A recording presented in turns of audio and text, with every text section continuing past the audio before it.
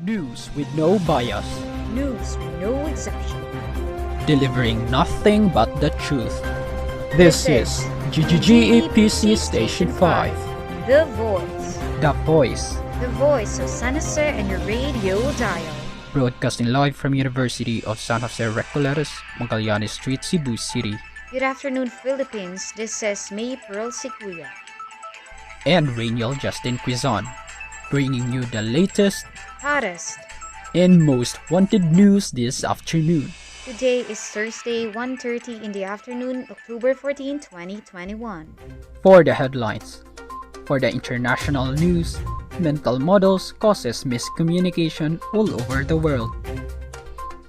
For the national news, Filipino students from USJR won the Best Communication Model Award. Hello, kamusta na ka? Okay ra. Hingkaon na ka? Ha? Unsa? Hala, sorry na nabi ako uyab. Unsa mo ka? Uy, doktor ni mo day. Follow up lang tanak ko ni inom di ba kasi tambal para sa hulana at unsa na tuog ka? Hala, sorry doktor. Ako naiwag ka na ko. Good concern naman kay ka. Mangutana naman og nikaon ako. Sas, inom naman siyang tambal na itong may chisik daw. Salamat. Ingat na damang-dama. Mental models causes miscommunication all over the world. For international news, here's our field correspondents, Mr. John Dave Alvarado and Miss Pearl Sikuya. Thank you, Rainiel. The term mental model is believed to have originated with Kenneth Craik in his 1943 book, The Nature of Explanation. George Henri Luque and Londesan Enfantin, published in 1927 by Alcan Paris, argued that people construct internal models, a view that influenced, among others. Mental models are personal, internal representations of external reality that people use to interact with the world around them. They are constructed by individuals based on their unique life experiences, perceptions, and understandings of the world. Mental models are used to reason and make decisions and can be the basis of individual behaviors. Mental model is a psychological term which refers to the mental illustrations that explains a person's thoughts and behaviors. In Kenneth Craik's book, he mentioned that the mind develops mental models or illustrations which serve as reference for understanding and explaining various events of life. Kenneth Craik elaborated that mental models are small-scale models of reality created by our minds. We reason, explain, and anticipate events based on those models. Not only do they shape what we think and how we understand, but they shape the connections we have with other people. In another important publication from the same year, Genter and Stevens states that interacting with the environment and with others, people develop internal mental models of themselves and the things with which they are interacting. For more information, let's hear it from Miss Pearl Sikuya. Thank you, John Dave. The models that are made out of a person's perception and imagination, which can influence reasoning and understanding, causes miscommunication when people talk about the same things but differ on perceiving and how these things mean. Our brain has the capacity to delete, misconstrue, and misinterpret according to their mental models, which are frameworks formed by their differing assumptions, values, experience, habits, and beliefs.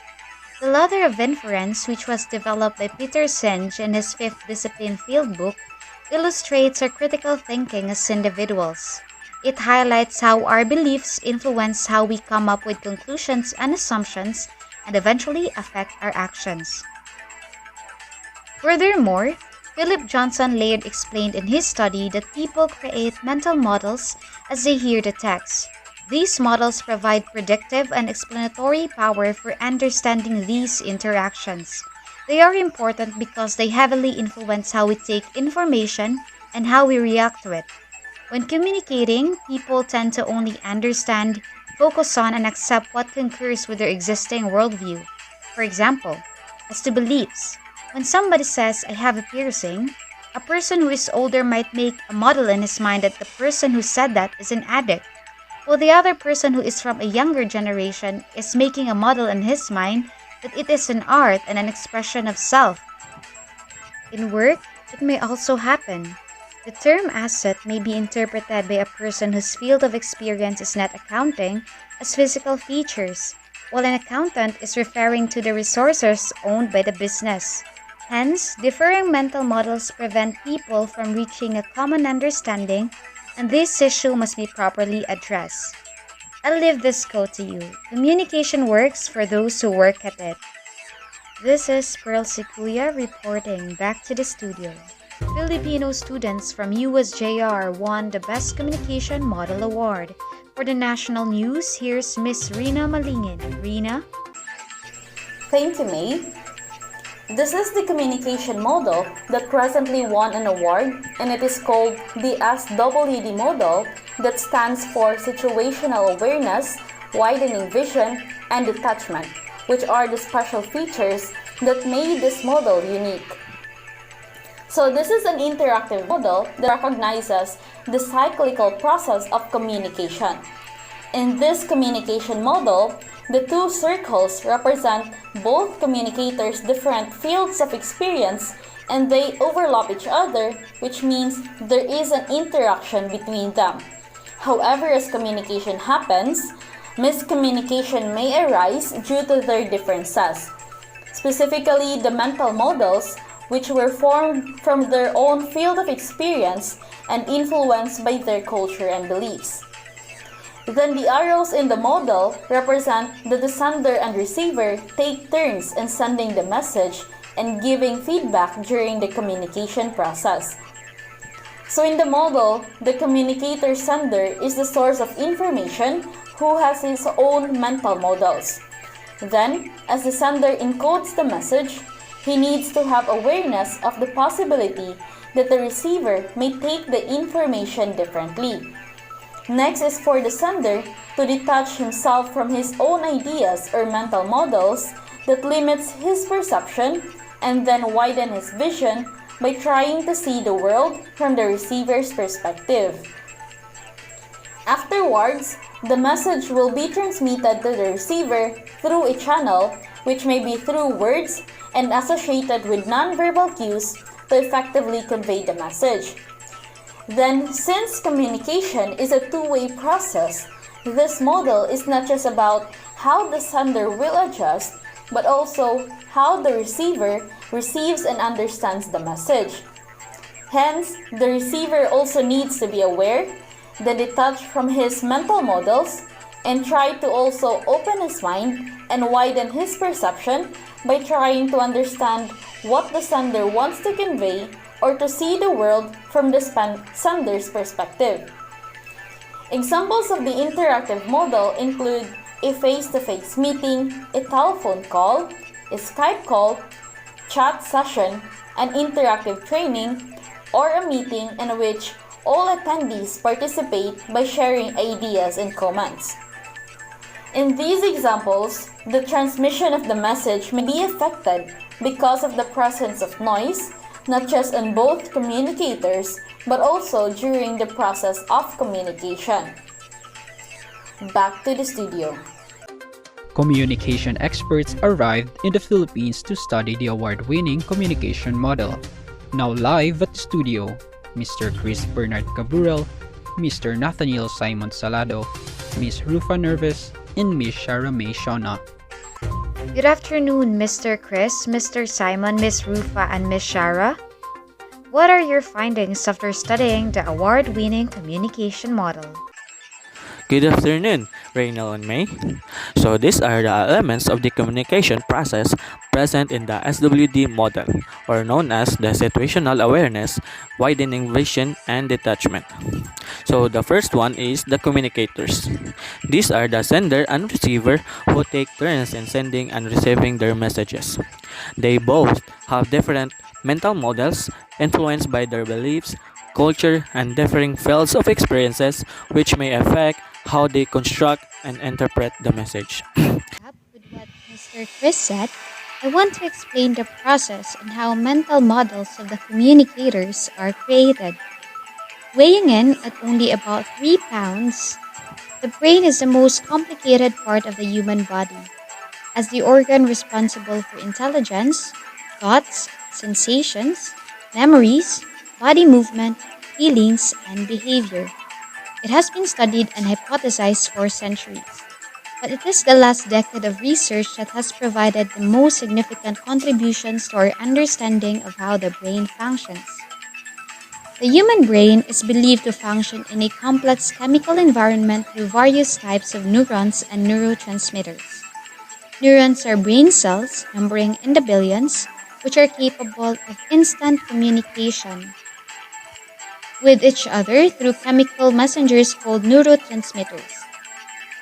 As we live our lives, brain cells are constantly receiving information about our environment. The brain then attempts to make an internal representation of our external world, and that is what we call mental models. According to Session, a mental model is a structural, behavioral, or functional analog representation of a real world or imaginary situation, event, or process. According to Morgan, an individual will construct an artificial mental reality using data previously collected and valued by that individual. According to Pierce, mental models are visual representations that can contribute to explanatory reasoning. A mental model is a model that is constructed and simulated within a conscious mind. Hence, when the communicators perceive the world, vision yields a mental model of what things are where in the scene in front of them. Likewise, they construct a mental model of the world based on their knowledge, belief, culture, personal life experiences, perceptions, and understandings of the world. Hence, people's ability to represent the world is always limited and unique to each individual. It is also regarded as inconsistent representations because they are context dependent and may change according to the situation in which they are used. Therefore, it is a challenge in the communication process since individuals apply their own pre-existing ideas to the data that they are presented with. The differing mental model problem between communicators will be addressed by the other elements that will be explained later. Second one is the message. It is the information conveyed by the sender and perceived by the receiver. It must be appropriate, organized, and understandable in order to reach a common understanding. The third one is the channel. The message is transmitted through a channel which are verbal and nonverbal cues used by the communicator to effectively transmit the message.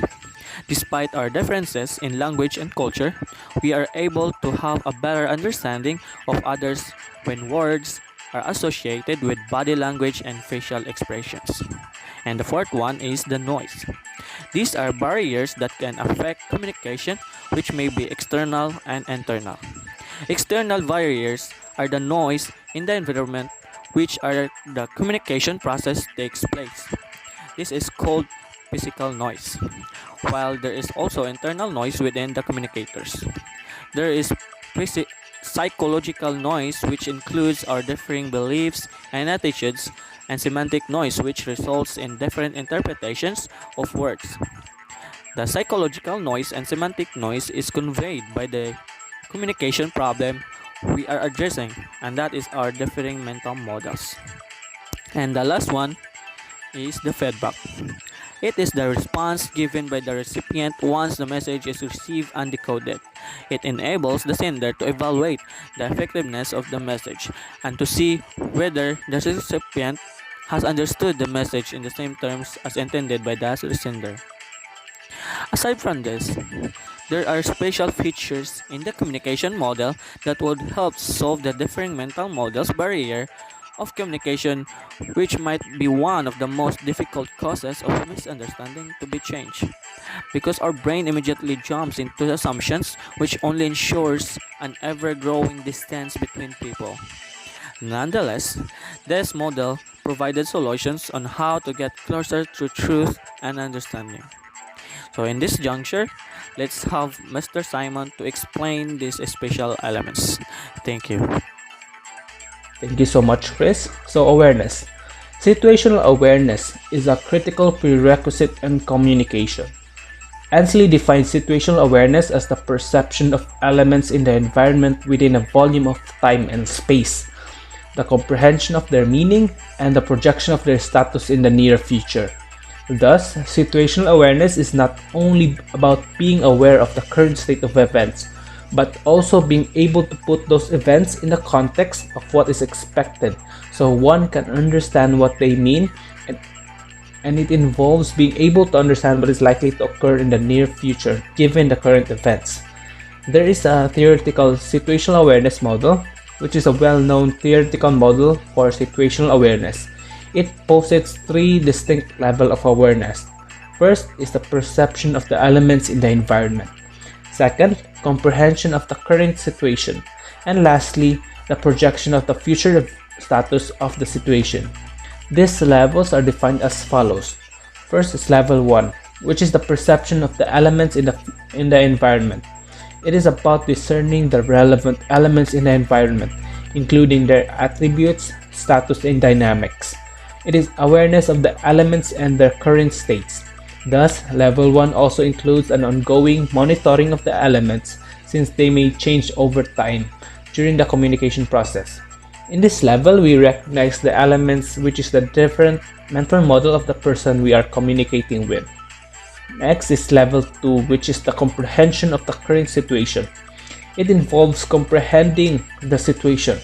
It requires integrating the information perceived in level 1 in order to understand the significance of those elements on the desired goals or outcomes.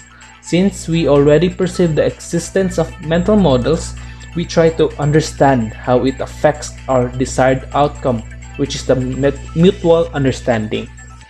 Lastly, level 3, the projection of the future status of the situation. It is the third and highest level of situational awareness, which involves the ability to project the future status of the elements. Given the perception and comprehension of the situation, this is a time where we project the possible outcomes of the communication process. It may be a negative one wherein you are not able to understand each other due to your different mental model, or a positive one where the receiver was able to interpret the message like how the sender mean it. To further explain, let us hear it from Miss Rufa. Thank you, Mr. Simon. In this feature, the communicators should have awareness that miscommunication is possible to occur in the process, since they have different fields of experience and have different cultures and beliefs, which shapes their mental models and affect how they understand the message, which may eventually dictate the outcome of the communication process. As for the speaker, before he gives the message, he needs to be aware that the receiver might have a different understanding of what he is trying to impart. On the other hand, the receiver also needs to be aware that his perception of the message could be clouded by his own mental models. As George Bush stated, we can't solve the problem unless we recognize the problem. Hence, awareness is our first step to understanding others and solving this communication problem. The next step is detachment. In this feature, since they were able to find the parts that can be clouded by their own assumptions because of their different mental models, the communicators will identify or detach themselves from their own mental models. They will both leave their own intellectual comfort zone.